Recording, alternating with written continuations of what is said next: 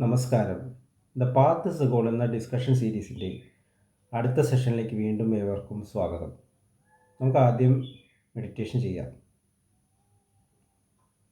കണ്ണുകളടച്ച് ശാന്തമായിരിക്കും. ഭൂമി മാതാവിനോടും സർവചരാചരങ്ങളോടും അന്തരീക്ഷത്തോടും കൃതജ്ഞത രേഖപ്പെടുത്തും. ഭൂമി മാതാവിൽ നിന്നുമുള്ള ഹീലിംഗ് എനർജി കാലുകളിലൂടെ പ്രവേശിച്ച് ശരീരം മുഴുവൻ വ്യാപിക്കുന്നതായും ശരീരത്തിലെ എല്ലാ ഭാഗങ്ങളെയും എല്ലാ കോശങ്ങളെയും റിലാക്സ് ചെയ്യാൻ സഹായിക്കുന്നതായും അനുഭവിക്കും.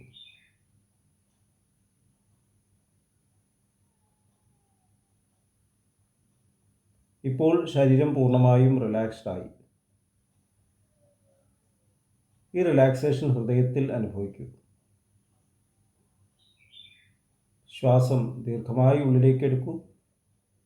ഹൃദയത്തിൽ സ്നേഹം നിറയുന്നതായി അനുഭവിക്കൂ.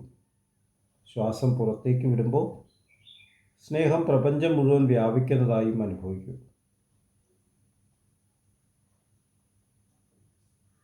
ഹൃദയത്തിൽ കുടികൊള്ളുന്ന സ്നേഹത്തിൻ്റെ സ്രോതസ്സിൽ നിന്നും ഉദ്ഭവിക്കുന്ന ദിവ്യപ്രകാശം മനസ്സിനെ ആകർഷിക്കുന്നതായി അനുഭവിക്കൂ. ആ ദിവ്യപ്രകാശത്തിൽ ധ്യാനം ആരംഭിക്കൂ. മനസ്സിൽ ചിന്തകൾ വരുന്നുണ്ടെങ്കിൽ മൃദുവായി അവയെ അവഗണിക്കുക. ദിവ്യപ്രകാശത്തിൽ ധ്യാനം തുടരുക. Please start meditation.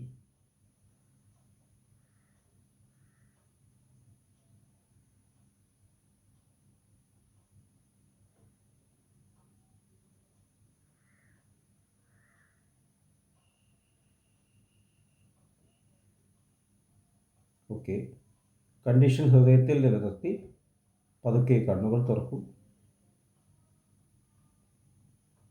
എല്ലാവരെയും വീണ്ടും ഹാർദമായി ഹാർട്ട്ഫുൾനെസ് സഹജമാർഗ് മെഡിറ്റേഷൻ സിസ്റ്റത്തിലേക്ക് സ്വാഗതം ചെയ്യുന്നു. എങ്ങനെ ജോയിൻ ചെയ്യാം എന്നത് ഡിസ്ക്രിപ്ഷൻ ബോക്സിൽ കൊടുത്തിട്ടുണ്ട്. നമ്മുടെ ജീവിതത്തിൽ വളരെ പ്രധാനപ്പെട്ട ഘടകമാണ് കോൺസെൻട്രേഷൻ. നമ്മളോട് എപ്പോഴും പറയേണ്ടത് കോൺസെൻട്രേറ്റ് ചെയ്യൂ, പഠിത്തത്തിൽ ശ്രദ്ധിക്കൂ, ശ്രദ്ധാലുക്കളാകൂ. ഇപ്പോൾ കോൺസെൻട്രേറ്റ് ചെയ്യുക എന്ന് പറഞ്ഞാൽ അവിടെ ഒരു ഫോഴ്സ്ഫുൾ ആയിട്ടുള്ള ഒരു ശ്രമം എന്നുള്ള അർത്ഥത്തിലാണ് നമ്മൾ ചിന്തിക്കുന്നത്. അപ്പോൾ ബാബുജി മഹാരാജ് പറഞ്ഞിട്ടുണ്ട്, നമ്മൾ അങ്ങനെ കോൺസെൻട്രേറ്റ് ചെയ്യാൻ ശ്രമിക്കുമ്പോൾ അവിടെ ഈഗോ ഇടപെടുന്നു. കാരണം ബാക്കി എല്ലാത്തിനെയും സപ്രസ് ചെയ്തിട്ടാണ് ശരിക്കും ഇവിടെ നമ്മൾ കോൺസെൻട്രേറ്റ് ചെയ്യാൻ ശ്രമിക്കുന്നത്. അപ്പോൾ മറ്റതൊക്കെ പുറത്തേക്ക് വരാൻ കാത്തിരിക്കുകയാണ്. അപ്പോൾ ഇതൊരു താൽക്കാലികമായിട്ടുള്ള ഒരു എഫക്റ്റിന് ചിലപ്പോൾ ഗുണം ചെയ്തു എന്ന് വരാം. നമ്മൾ കോൺസെൻട്രേറ്റ് ചെയ്യുക, പഠിത്തത്തിൽ കോൺസെൻട്രേറ്റ് ചെയ്യുക, മറ്റൊക്കെ വിസ്മരിച്ചിട്ട് ഇങ്ങനെ കോൺസെൻട്രേറ്റ് ചെയ്യുക, തലവേദന ഉണ്ടാവും. ആധ്യാത്മികതയിൽ കോൺസെൻട്രേഷൻ എന്ന് പറയുമ്പോൾ ഈ തരത്തിലുള്ള കോൺസെൻട്രേറ്റ് ചെയ്യുക എന്നുള്ളതല്ല, മനസ്സിനെ കോൺസെൻട്രേഷനിലേക്ക് എത്തിക്കുക. ധാരണ, അതിൻ്റെ മറ്റുള്ള ടെൻഡൻസീസിനെല്ലാം അവഗണിച്ചുകൊണ്ട് എന്നാൽ അതെല്ലാം ഉൾക്കൊണ്ടുകൊണ്ട് നമ്മൾ ചെയ്യുന്ന പ്രവൃത്തിയിൽ ശ്രദ്ധിക്കാൻ പറ്റുക കോൺസെൻട്രേഷനിൽ. അപ്പോൾ അങ്ങനെ കോൺസെൻട്രേഷനിലുള്ളൊരു മനസ്സിന് ഏതൊരു പ്രവൃത്തിയും ചെയ്യാൻ സാധിക്കും. നല്ലോണം പഠിക്കാൻ സാധിക്കും, നല്ലോണം കേൾക്കാൻ സാധിക്കും, നല്ലോണം സംസാരിക്കാൻ സാധിക്കും. ഏത് പ്രവൃത്തിയിലും കോൺസെൻട്രേഷൻ ഒരു ഫോക്കസ് ചെയ്ത ഒരു ടോർച്ച് പോലെ എവിടേക്ക് വേണമെങ്കിൽ അതിനെ ഡൈവേർട്ട് ചെയ്യാം. അത് എവിടെയാണോ വെളിച്ചം വീശുന്നത് അവിടെ അതിന് പെർഫെക്റ്റായിട്ട് വർക്ക് ചെയ്യാൻ സാധിക്കുന്നു. ഇതാണ് മാസ്റ്റേഴ്സിൻ്റെ ജീവിതം. ഇപ്പോഴും കോൺസെൻട്രേഷനിലാണ്. മിണ്ടാതിരിക്കുകയാണെങ്കിൽ മിണ്ടാതെ 100% മിണ്ടാതിരിക്കുക, പ്രവർത്തിക്കുകയാണെങ്കിൽ 100% പ്രവർത്തിക്കുക. ഏതൊരു പ്രവൃത്തിയിലും 100% കൊണ്ടുവരാനുള്ള ആ ഒരു കഴിവ്, അതാണ് കോൺസെൻട്രേഷൻ. അത് മെഡിറ്റേഷനിലൂടെ സംഭവിക്കുന്നതാണ് എന്നാണ് ബാബുജി മഹാരാജ് പറഞ്ഞത്. സഹജമാർഗത്തിൽ മെഡിറ്റേഷൻ എന്ന് പറയുമ്പോൾ ചിന്തകളെ അവഗണിച്ചുകൊണ്ട് ശ്രദ്ധിക്കുക. നമ്മുടെ ഹൃദയത്തിലുള്ള ആ സ്രോതസ്സ് എന്ന് പറയുന്ന ദിവ്യപ്രകാശത്തിൽ ശ്രദ്ധിക്കുക. ചിന്തകളെ സപ്രസ് ചെയ്യണമെന്ന് ബാബുജി മഹാരാജ് പറയില്ല. സപ്രസ് ചെയ്യാൻ പറ്റില്ല. കാരണം ചിന്തകളെ സപ്രസ് ചെയ്ത മനസ്സ് ബൗൺസ് ചെയ്ത് തിരിച്ച് അവഗണിക്കുക. ഒരു യാത്രയ്ക്ക് പോകുമ്പോൾ സീനറി കാണുന്ന പോലെ അതിനെ ശ്രദ്ധിക്കാൻ നമ്മൾ ഗോളിൽ ശ്രദ്ധിക്കുക.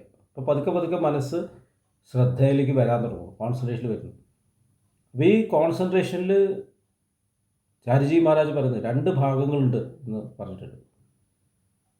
പ്രകൃതിയിൽ നിന്നാണ് നമ്മളെല്ലാം പഠിക്കുന്നത്. ഒന്ന് നീലപ്പൊന്മാൻ്റെ കോൺസെൻട്രേഷൻ. നീലപ്പൊന്മാൻ തടാകത്തിൻ്റെ അടുത്ത് ഇരിക്കുകയാണ്, സൈലൻ്റായിട്ട് ശ്രദ്ധയോടുകൂടി ഇരിക്കുകയാണ്. തടാകം മുഴുവൻ വീക്ഷിക്കുന്നുണ്ട്. അതിലെവിടെയെങ്കിലും ഒരു റിപ്പിൾ, ഒരു മത്സ്യം കാരണം ഒരു റിപ്പിൾ വരികയാണ്, അപ്പം തന്നെ അത് ചാടി ചെല്ലുന്നു, മത്സ്യത്തിനെ പിടിക്കുന്നു. അപ്പോൾ തടാകം മുഴുവൻ ശ്രദ്ധയിലുണ്ട്. അപ്പോൾ ടോട്ടാലിറ്റീനെ ഉൾക്കൊണ്ടുകൊണ്ടാണ് ഇരിക്കുന്നത്. രണ്ടാമത്തെ കോൺസെൻട്രേഷൻ എന്ന് പറഞ്ഞാൽ പൂച്ചയുടെ കോൺസെൻട്രേഷനാണ്. പൂച്ച എലിയുടെ മാളത്തിന് മുമ്പിൽ ഇരിക്കുകയാണ്, എലി വരാൻ കാത്തിരിക്കുന്നു. വേറെ എല്ലാ ശ്രദ്ധയും മാറ്റുന്ന എലിക്ക് മാത്രം. എപ്പോഴാണ് എലി വരുന്നത് അതിനെ ചാടി പിടിക്കുന്നത്, പൂർണ്ണ ശ്രദ്ധ. അപ്പോൾ നമ്മളുടെ എഡ്യൂക്കേഷനിൽ ഇത് രണ്ടും വേണമെന്നാണ് ചാരുജി മഹാരാജ് പറഞ്ഞത്. ടോട്ടാലിറ്റീനെ കുറിച്ചുള്ള അവെയർനെസ്. ഞാൻ ജോലി ചെയ്യുമ്പോൾ ഓർമ്മ വേണം, ഞാനൊരു പൗരനാണ്, ഒരു കുടുംബസ്ഥനാണ്, മകനാണ്, അച്ഛനാണ്, എല്ലാം ഉൾക്കൊണ്ടുകൊണ്ട് വേണം ഒരു പ്രവൃത്തിയിൽ ശ്രദ്ധിക്കാൻ. പക്ഷേ അതൊന്നും ഇതിനെ ബാധിക്കാനും പാടില്ല. ഒരു ജോലി ചെയ്യുമ്പോൾ അതിൽ 100% ശ്രദ്ധ അർപ്പിക്കും വേണം. ഇത് ഡിഫിക്കൽട്ടായിട്ട് തോന്നാം, പക്ഷേ ഇതാണ് മാസ്റ്റേഴ്സ് ചെയ്യുന്നത്. ഭഗവത്ഗീതയിൽ ഭഗവാൻ പറയുന്നുണ്ട്, ഞാൻ കർമ്മം ചെയ്യാതെ ഇരിക്കുന്നില്ല. കർമ്മം ചെയ്യാണ്ടിരുന്നു കഴിഞ്ഞാൽ പ്രപഞ്ചം തന്നെ ഇല്ലാണ്ടാവുന്നതാണ്. എന്നാൽ ഞാൻ കർമ്മം ചെയ്യുമ്പോൾ എനിക്ക് കർമ്മഫലം ബാധിക്കുന്നില്ല. നമ്മേ കർമ്മഫലേ സ്പൃഹാഹ നമ്മേ കർമാണി ലിംപന്തി. എന്നെ ഒരിക്കലും ഈ കർമ്മഫലങ്ങൾ ബാധിക്കും. ഞാൻ കർമ്മം ഫ്ലോ ചെയ്യാൻ അനുവദിക്കുന്നത്. ഞാനൊരു ഫ്ലോയിൽ പാർട്ടിസിപ്പേറ്റ് ചെയ്തു. പക്ഷേ പാർട്ടിസിപ്പേഷൻ തീർച്ചയായിട്ടും അവിടെ ഉണ്ട്, 100% പാർട്ടിസിപ്പേഷൻ ഉണ്ട്. എവിടെയാണോ പ്രവർത്തിക്കേണ്ടത് അവിടെ 100% പ്രവർത്തിക്കുന്നു, 100% വിഡ്രോ ചെയ്യുന്നു. ഇതാണ് പൂച്ചയുടെ കോൺസെൻട്രേഷൻ, രണ്ടാമത്തെ ഭാഗം. അപ്പോൾ എഡ്യൂക്കേഷനിൽ ഇത് രണ്ടും വേണം. ഒരു കുട്ടി ക്ലാസ്സിലിരിക്കുമ്പോൾ എല്ലാത്തിനെ കുറിച്ച് ബോധവാനാവണം, മറ്റുള്ള കുട്ടികളെ കുറിച്ച് ബോധവാനാവണം, സ്കൂളിൻ്റെ ഡിസിപ്ലിനെ കുറിച്ച് ബോധവാനാവണം, തൻ്റെ പർപ്പസിനെ കുറിച്ച് ബോധവാനാവണം. എന്നാൽ ആ സബ്ജക്റ്റിൽ ശ്രദ്ധയോട് കൂടിയിട്ട് പ്രവർത്തിക്കാൻ പഠിക്കും. ഇതാണ് സ്പിരിച്വാലിറ്റി എന്ന് പറയുന്നത്. അപ്പോൾ ചില്ലറ കാര്യമല്ല. അപ്പോൾ നമ്മൾ ഈ തരത്തിൽ 100% പ്രവർത്തിക്കാനും 100% അവെയർനെസ്സിൽ ഇരിക്കാനുമുള്ള പ്രോഗ്രഷനിലാണ് ശരിക്കും പാർട്ടിസിപ്പേറ്റ് ചെയ്തുകൊണ്ടിരിക്കുന്നത്. അതിൻ്റെ ഉദാഹരണമാണ് ഈശ്വരൻ, ഗോഡ്. എല്ലായിടത്തും എപ്പോഴും ശ്രദ്ധാലുവാണ്. എവിടെയാണോ ആവശ്യം എന്ന് വെച്ചാൽ അവിടെ പ്രവർത്തിക്കുകയും ചെയ്യും. പക്ഷേ ആ പ്രവൃത്തിയിലൊന്നും ഈശ്വരനെ കാണൂല. ഈശ്വരനില്ലാതെ ഒരു പ്രവൃത്തി നടക്കില്ല.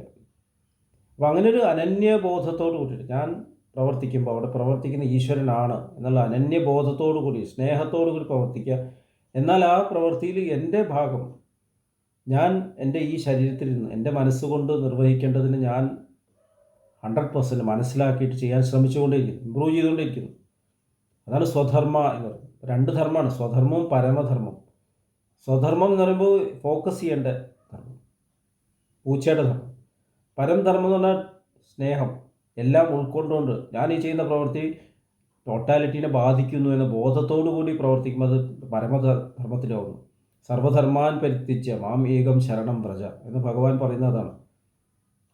അപ്പോൾ ഇതിനെന്താണ് വഴി? ഇതിനാണ് റെഗുലറായിട്ട് പ്രാക്ടീസ്. ആ പ്രാക്ടീസ് ചെയ്യുമ്പോൾ മെഡിറ്റേഷൻ ചെയ്യുക, ശുദ്ധീകരണം നടത്തുക എന്നുള്ളത് അതിൻ്റെ ഒരു ഇനീഷ്യൽ സ്റ്റെപ്പാണ്. അത് ജീവിതത്തിലേക്ക് കൊണ്ടുവരിക എന്നുള്ളതാണ് ശരിക്കുള്ള നമ്മുടെ സാധന. ഈ 2 കോൺസെൻട്രേഷനും ഉൾക്കൊണ്ടുകൊണ്ട് ഓരോ മൊമെൻറ്റ് 100% വർക്ക് ചെയ്യുക, 100% വിഡ്രോ ചെയ്യുക. അങ്ങനെയാകുമ്പോൾ പെർഫെക്ഷനിലിരിക്കുന്നു, പ്രവൃത്തി നടന്നുകൊണ്ടിരിക്കുന്നു, പക്ഷേ ഞാനതിലൊന്നും ഇൻവോൾവ് ആവുന്നുമില്ല. ഒരു അത്ഭുതകരമായിട്ടുള്ളൊരു സ്റ്റേറ്റിലേക്ക് നമ്മൾ ഉയരുന്നു. ഇതാണ് എഡ്യൂക്കേഷൻ്റെ പർപ്പസ്, അൾട്ടിമേറ്റ് പർപ്പസ്, സനാതന ധർമ്മത്തിൻ്റെ അൾട്ടിമേറ്റ് പർപ്പസ്. നാളെ നമ്മുടെ രാജ്യത്തിൻ്റെ ഇൻഡിപെൻഡൻസ് ഡേ ആണ്. ഇൻഡിപെൻഡൻസ് എന്നുള്ള പദവും മഹാത്മാഗാന്ധി സ്വരാജ് എന്നുള്ള പദവും അതിൻ്റെ 2 അർത്ഥങ്ങളും ഒന്ന് ഇൻട്രോസ്പെക്റ്റ് ചെയ്യൂ. എന്താണ് തമ്മിലെ ഡിഫറൻസ്, എന്താണ് കോൺട്രാസ്റ്റ് ചെയ്യുക, അത് മനസ്സിലാക്കാൻ ശ്രമിക്കാം. നാളെ അതേക്കുറിച്ച് കൂടുതൽ നമുക്ക് ഡിസ്കസ് ചെയ്യാം. അടുത്ത സെഷൻ വരെ വിടവാങ്ങുന്നു. നന്ദി, നമസ്കാരം.